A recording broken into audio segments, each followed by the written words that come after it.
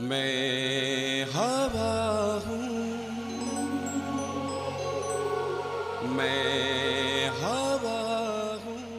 Audio visual network of India प्रस्तुत करते हैं सैयद अब्दुल मलिक के असमिया उपन्यास पर आधारित रेडियो धारावाहिक यायावर। मैं हवा हूँ, मेरी कोई मंजिल नहीं, सरहद नहीं, यायावर हूँ, घूमता हूँ कभी कहीं, कभी कहीं, मैं हवा हूँ। सैयद अब्दुल मलिक असमिया के सुप्रसिद्ध साहित्यकार हैं। अध्यापन से इन्होंने अपने जीवन की शुरुआत की और फिर राजनीति में आए। इन्होंने कविता, कहानी, नाटक, उपन्यास के अतिरिक्त साहित्य की दूसरी विधाओं में लगभग 30 पुस्तकें लिखी और पर्याप्त ख्याति अर्जित की। इन्हें पद्मश्री तथा साहित्य अकादमी के साथ साथ कई अन्य महत्वपूर्ण पुरस्कारों से भी सम्मानित किया गया। यायावर सैयद अब्दुल मलिक की महत्वपूर्ण कृति है, जिसे साहित्य अकादमी पुरस्कार से सम्मानित किया जा चुका है। प्रस्तुत रेडियो धारावाहिक उसी उपन्यास पर आधारित है। बंधनों रिश्तों का यार हूँ नहीं, मोहताज में, दुख हो सुख हो बस बजाऊं जिंदगी का साज में, रोक ना पाएगी मुझको इस जहां की बेड़ियां।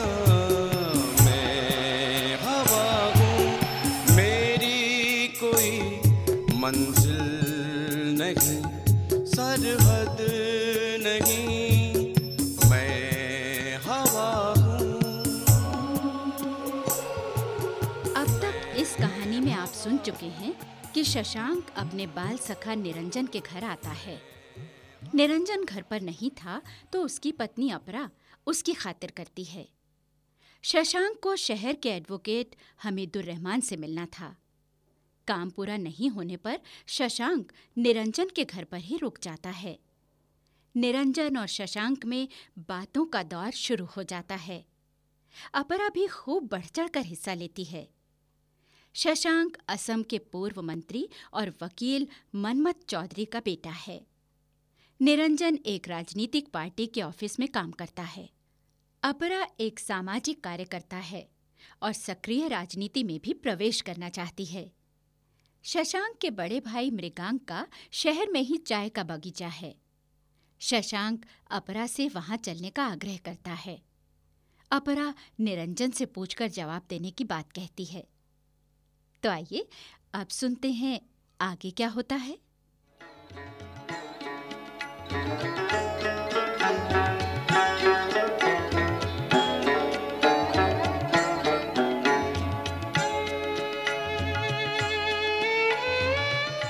लेकिन एक बात बताओ अपरा, इस तरह कहीं जाने से पहले पूछती हो कभी? मैं चौधरी बारी जाया करती हूँ।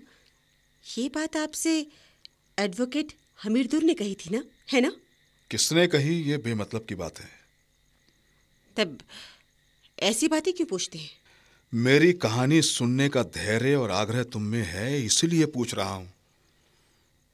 तुम यदि ना सुनो या मेरे प्रश्न का उत्तर ना दो तब भी मैं कुछ नहीं कर सकता।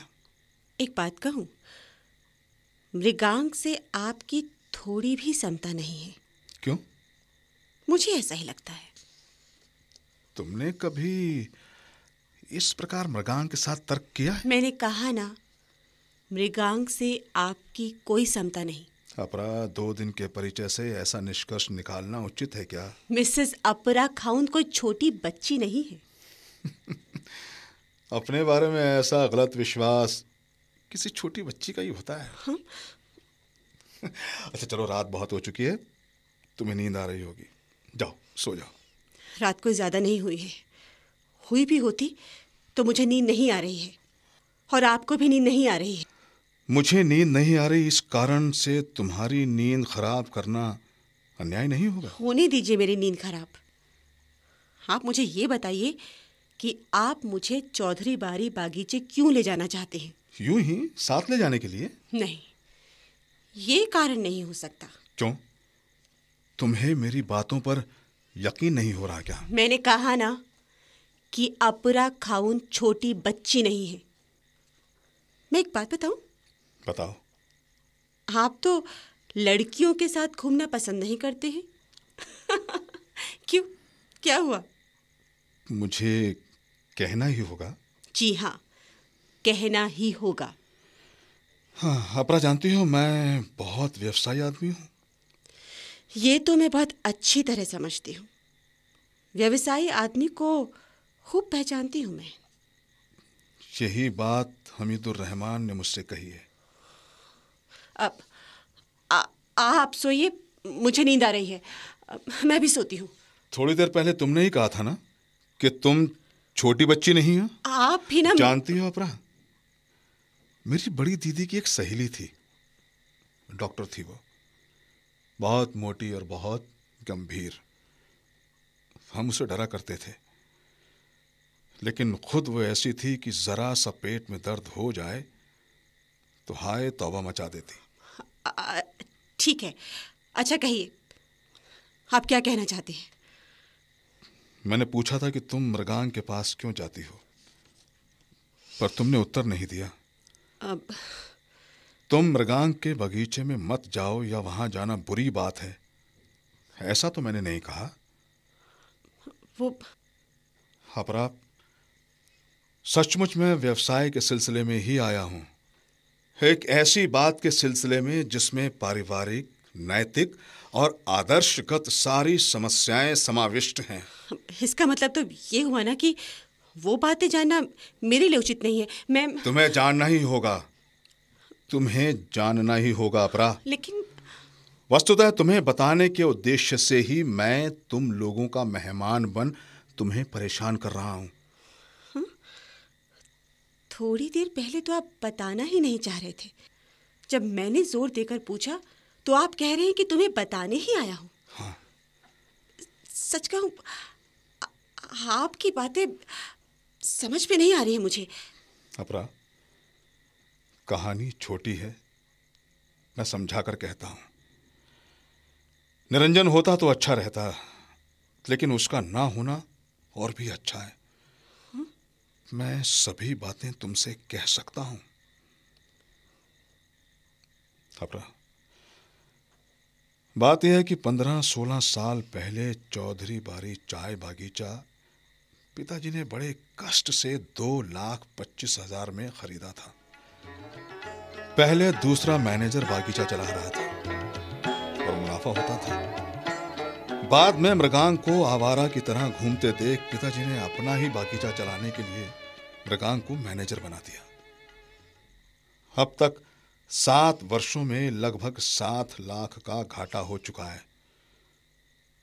यदि ऐसा ही रहा तो अगले 3 वर्षों के बाद आधे दाम पर बागीचा किसी को बेच देना होगा, या फिर बागीचे के कुली को या बैंक को ऋण चुकाने में दे देना होगा।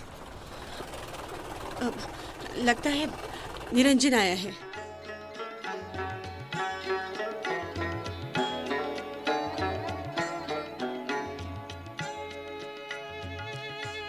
अरे, तुम लोग अभी तक जगे हुए हो? हाँ, तुम्हारे इंतजार में बैठे बातें कर रहे थे। काम हुआ? नहीं, अभी खत्म नहीं हुआ, कल का दिन भी चलेगा।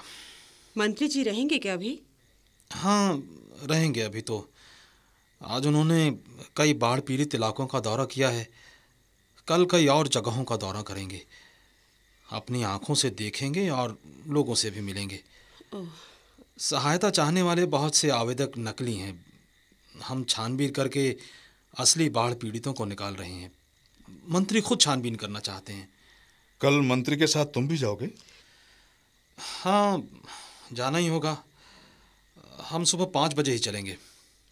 मैं भी शायद कल ही जाऊं। कल ही जाओगे? नहीं तो क्या अपरा के साथ बातें करते हुए दिन रात बैठे रहने से काम होगा? किंतु भाई, मैं तो तुमसे अभी तक अच्छी तरह बातें भी नहीं कर पाया।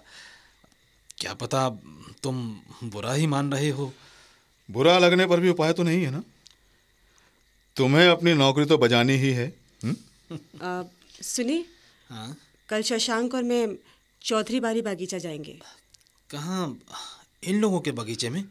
चौधरी बारी बागीचा मृगांक भैया चला रहे हैं।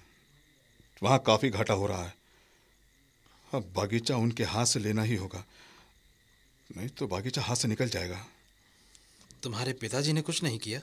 पिताजी के और भी बहुत से कारोबार हैं। उन्होंने ध्यान ही नहीं दिया कि इधर क्या चल रहा है। और फिर उनकी उम्र भी काफी हुई है और वो ब्लड प्रेशर के भी शिकार हैं। निरंजन, पिताजी की धन संपत्ति का हिस्सा मैं नहीं चाहता हूं। बागीचा भी मुझे नहीं चाहिए, पर चाय बागीचा एक मूल्यवान राष्ट्रीय संपत्ति है जिससे फॉरेन एक्सचेंज की प्राप्ति होती है। सैकड़ों लोग वहां काम करते हैं और ऐसी संपत्ति को नष्ट होने देने का अर्थ है एक राष्ट्रीय संपत्ति या राष्ट्रीय उद्यम को बर्बाद करना। ऐसा होने से रोकना मेरा कर्तव्य है। आपको अगर बागीचा नहीं चाहिए तो आप इन बातों में क्यों पड़ते हैं? जिस कारण से तुम कल्याण संस्था चलाती हो और निरंजन पार्टी का काम करता है, मैं निष्ठापूर्वक श्रम करके अपनी जीविका चलाना अपना कर्तव्य समझता हूं। अरे, एक ने नाजायज तरीके से संपत्ति का अर्जन किया, इसलिए दूसरा उसे नाजायज तरीके से उड़ा दे, ये तर्क उचित नहीं है। तो तुम करना क्या चाहते हो अब? मैं एडवोकेट हमीदुर रहमान से इसी सिलसिले में बात करने गया था। बागीचा अभी भी पिताजी के नाम है। हमारे 2 और बागीचे हैं। पिताजी की संपत्ति का एक उत्तराधिकारी होने के कारण मुकदमा नहीं करने पर भी मैं बागीचों का एक हिस्सा पाऊंगा। किंतु मैंने बचपन में ही प्रतिज्ञा की थी कि पिता की संपत्ति नहीं लूंगा। ऐसा क्यों? जरूरत पड़ने पर उसका कारण कभी और कहूंगा। लेकिन क्या मृगांक आसानी से बागीचा छोड़ देगा? मैं भैया की संपत्ति छीनना नहीं चाहता हूं निरंजन, लेकिन पिता की संपत्ति बर्बाद होने से बचाना मेरा कर्तव्य है। हाँ, ऐसा ही मेरा विश्वास है। वो एक और तो बागीचे के प्रति थोड़ा भी ध्यान नहीं देते, और दूसरी ओर रुपए पैसे का इस प्रकार व्यय कर रहे हैं कि हजारों रुपयों के नुकसान के अलावा बागीचा चलाने के लिए प्रति माह कर्ज लेना पड़ता है। आपकी बात मुझे समझ में नहीं आई शशांक जी। पिता की संपत्ति की रक्षा के लिए आप भैया से जूझने के लिए तैयार हैं। अगर वही बगीचा पिताजी भैया को दे दे तब तो आप कुछ भी नहीं कह सकते हैं और ना ही कुछ कर सकते हैं। उससे पहले ही मैं रोकना चाहता हूं, और जरूरत हुई तो मैं खुद ही बगीचा खरीदूंगा। मेरे विचार से मृगांक चौधरी इतनी आसानी से बगीचा नहीं छोड़ेंगे, और उनका तो कोई और कारोबार भी नहीं है। देखो अपरा, जरूरत पड़ने पर मैं अपना मोटर का कारोबार उसे चलाने को दे दूंगा और बागीचा अपने हाथ में ले लूंगा। लेकिन अच्छा शशांक, बहुत रात हुई, मैं थोड़ा सो लूं, सुबह सवेरे जाना होगा। ठीक है शशांक, हाँ? तुम कल मत जाओ, कुछ दिन रहो। भाई देखो, मेरे दिमाग में इस तरह की बातें नहीं समाती। तुम लोग कुछ करने से पहले अच्छी तरह सोच लेना। मेरे विचार से इस विषय में तुम्हारे पिताजी कोई अच्छा निर्णय कर सकते थे। अच्छा, मैं अब जाता हूँ। ठीक है।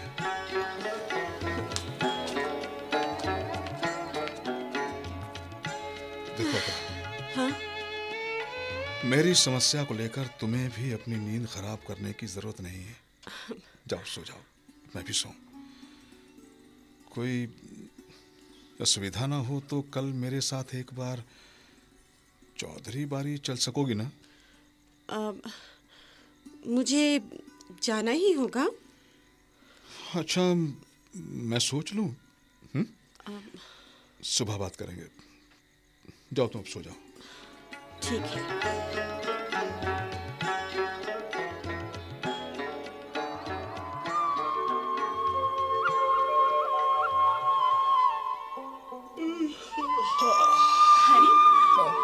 उठ गए? हाँ, निरंजन चला गया क्या? वो तो सुबह ही चले गए। अच्छा, कितनी सुबह? करीब 5 बजे पार्टी की गाड़ी में बैठ चुके थे। मंत्री जी का दौरा जो है। अच्छा अपरा, अभी मैं भी थोड़ी देर के लिए कहीं जाऊंगा। क्यों? कोई खास काम है? आप तो आज चौधरी बारी बागीचा जाने वाले हैं ना? हाँ, उस कार्यक्रम में कोई फेरबदल नहीं है। मुझे बस घंटे भर के लिए हमीदुर रहमान के पास जाना है। ऐसा करना तुम तैयार रहना। हाँ, अभी तो जलपान करेंगे ना। देखिए, खाली पेट में जाने नहीं दूंगी। अच्छा, साथ में चाय भी? हाँ मैं बस 10 मिनट में तैयार होकर आता हूँ। ठीक है। ठीक है। अच्छा हाँ, नाश्ता आपके आने से पहले टेबल पर तैयार मिलेगा। अच्छा ठीक है।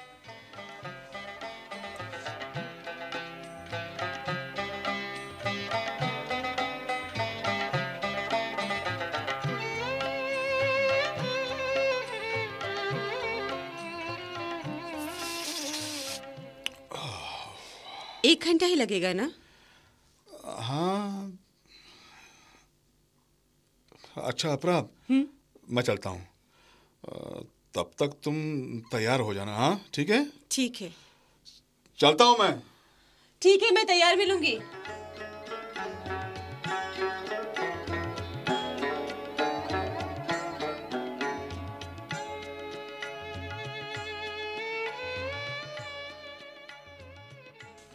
हमीद साहब, हमीद साहब।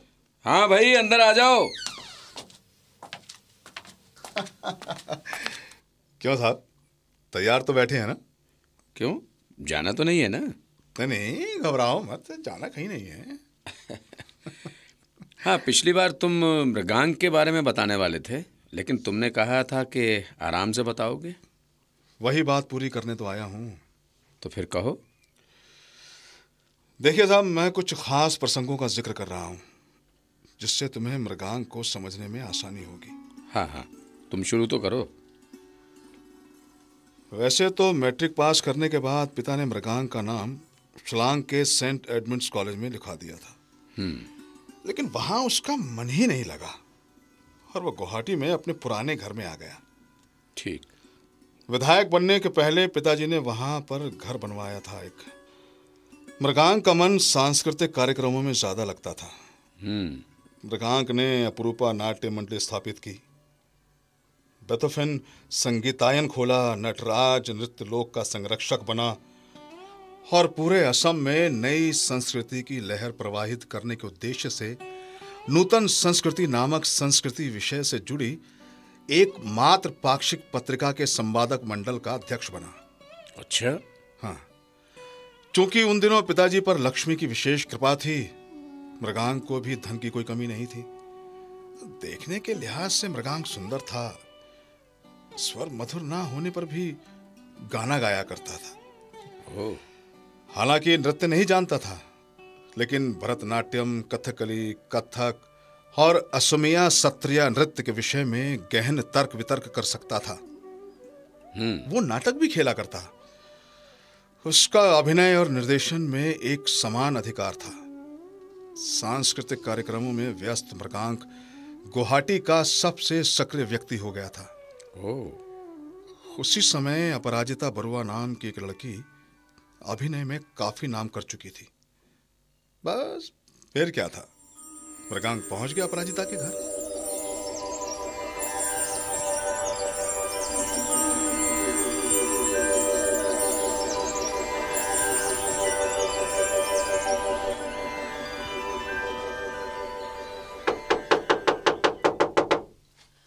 कौन है? जरा ठहरे, अभी आती हूँ। पता नहीं अब रात को कौन आया है। हाँ? अरे आप आइए। गुवाहाटी के सांस्कृतिक गलियारों का सबसे प्रसिद्ध नाम आज मेरे दरवाजे पर। अंदर आइए ना, आइए। अरे आप मुझे पहचानते हैं? क्यों नहीं पहचानूंगी भला। आप मृगांक चौधरी है ना? आप बैठे ना, मैं माँ को खबर करती हूँ। माँ देखो कौन आया है। कौन है बेटी? माँ इनसे मिलिए, ये मृगांक चौधरी। नमस्कार माँ जी। नमस्कार बेटा, तुम खड़े क्यों हो गए? बैठो। जी माँ जी। माँ जी, दरअसल मैं अपराजिता को अपनी नाटक मंडली में शामिल होने का आमंत्रण देने आया हूँ। जी। एक नृत्य नाटिका की नायिका का अभिनय करने के लिए गुवाहाटी ही नहीं, पूरे असम में अपराजिता जैसी दूसरी लड़की नहीं है। आप मेरी कुछ ज्यादा ही तारीफ कर रहे हैं। मैं इतनी भी योग्य नहीं जितनी आप बता रहे हैं। अरे तुम्हें कैसे पता कि जिस नाटक के लिए मुझे नायिका की तलाश थी उसमें तुम पूरी तरह फिट बैठती हो? अच्छा। मैंने तो पहले ही घोषणा कर दी है भाई कि तुम्हें मंच पर लाऊंगा और नृत्य अभिनय के इतिहास में एक नया अध्याय जोड़ूंगा। बेटा, ये मेहनत तो खूब करती है, आगे इसका भाग्य जाने। मैंने तो इसे हमेशा प्रोत्साहित ही किया है, रोकने की कोशिश कभी नहीं की। अब अगर अपरा ठीक समझती है तो तुम्हारी नाटक मंडली में काम कर सकती है। जी तो ठीक है माँ जी, अब मैं चलता हूँ। अरे ऐसे कैसे? एक कप चाय तो पीकर जाइए ना। चाय तो जरूर पीता, लेकिन आज नहीं। वो क्या है कि कोई मेरा इंतजार कर रहा है, पहले ही देर हो गई है। अब बस थोड़ी देर में सब हो जाएगा। अगली बार आपके साथ खाना भी खाऊंगा, मगर आज जिद ना करें। ठीक है बेटी, ज्यादा जिद नहीं करते। भला लड़का है, आज इसे काम है तो जाने दो। अगली बार का वादा तो कर ही रहे हैं ना ये। चलिए ठीक है। बेटी, तुम इन्हें बाहर तक छोड़ दो, इनका समय बहुत कीमती है। ठीक है माँ, आइए। नमस्ते माँ जी। नमस्ते बेटा। अपरा जी, तुमने बताया नहीं कि तुम हमारी मंडली में काम करना चाहोगी या नहीं? ऐसा कौन होगा जो आपकी मंडली में काम न करना चाहेगा? इसका मतलब तुम तैयार हो? जी बिल्कुल। अपरा, हमारे साथ काम करने पर समय को भूल जाना होगा। तैयारी में हमेशा देर हो जाया करेगी। आप उसकी चिंता बिल्कुल ना करें, मेरी तरफ से आपको कोई शिकायत नहीं होगी। अच्छा, नमस्ते। नमस्ते।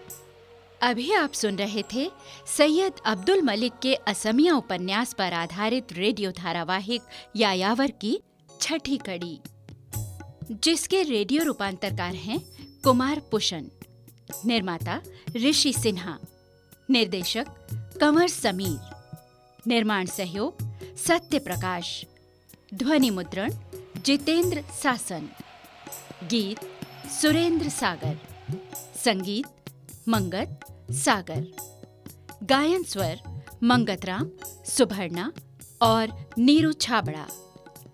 इसमें भाग लेने वाले कलाकार हैं सर्वश्री सुरेंद्र सागर, कुमकुम जैन, किशोर सहजानी और हर्ष बाला। ये थी audio visual network of India की प्रस्तुति। धारावाहिक यायावर की अगली कड़ी में आपसे फिर मुलाकात होगी। तब तक के लिए इजाजत दीजिए। नमस्कार। मैं हवा हूँ, मेरी कोई मंजिल नहीं, सरहद नहीं। मैं हवा हूँ, मेरी कोई मंजिल नहीं, सरहद नहीं।